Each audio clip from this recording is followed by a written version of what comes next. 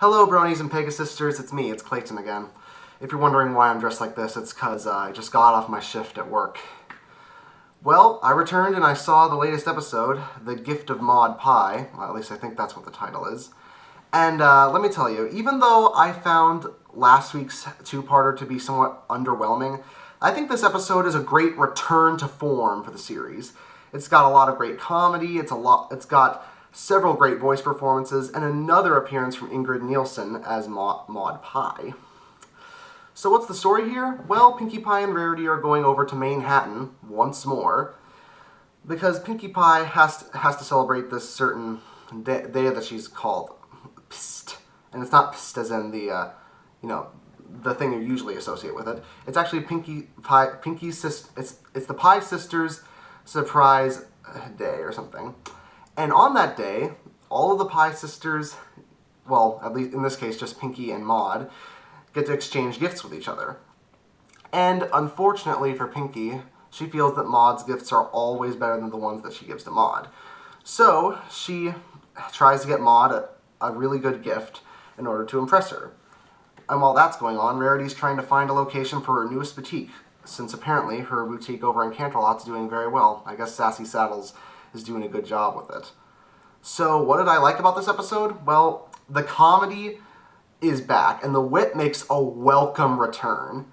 Putting aside all of the awkward conversations of the premiere, and putting in tons of clever references and tons of humorous moments, especially ones with Maud. I mean, her voice reminds me so much of Tara Strong's performance as Raven from the Teen Titans. Just no emotion whatsoever, but her humor is based entirely on anti-jokes and always taking everything with a, just with an unemotional expression. I absolutely love that type of humor. That's probably the reason why I loved Mai from Avatar: The Last Airbender as well. Another thing that I loved, the references included here included one for Big. If you saw this one scene in the episode, there are these two ponies playing on this giant piano, and all I could think of was Big, the Tom Hanks movie. I'll admit that got a laugh out of me. Also, I felt that the message of the episode was very good as well. That gift giving isn't really a competition, and that the gift that you give a person is fine as it is, as long as you just give it with a little bit of love. It's surprisingly topical now, because later today I actually have to go to one of my friend's birthday parties, and initially I thought maybe this gift I got him won't be the most amazing one that I can muster up, since it's sort of short notice. But I know that I'm giving it to him with lots of love and with a lot of care, so I know that the gift will be good enough. And I'm sure he knows that too. So yeah, great comedy and a great lesson. That's how it is for the starters. Andrea Libman, as you'd expect, does an amazing job as Pinkie Pie. She's still as energetic as ever, she's still as funny as ever, and her faces are so hilarious, and they work perfectly for the story.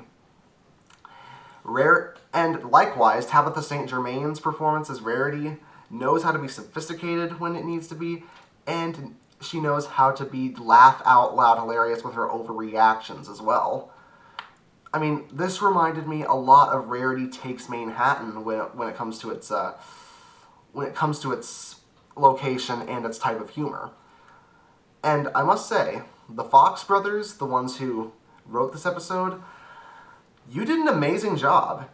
This may be their first episode that they've written together, but surprisingly, they did an amazing job getting the characters' personalities, keeping the comedy fast-paced and funny, and throwing in tons of references to previous episodes and even, like I said, references to big Hollywood films that work together perfectly in the story. So you don't care that they're references.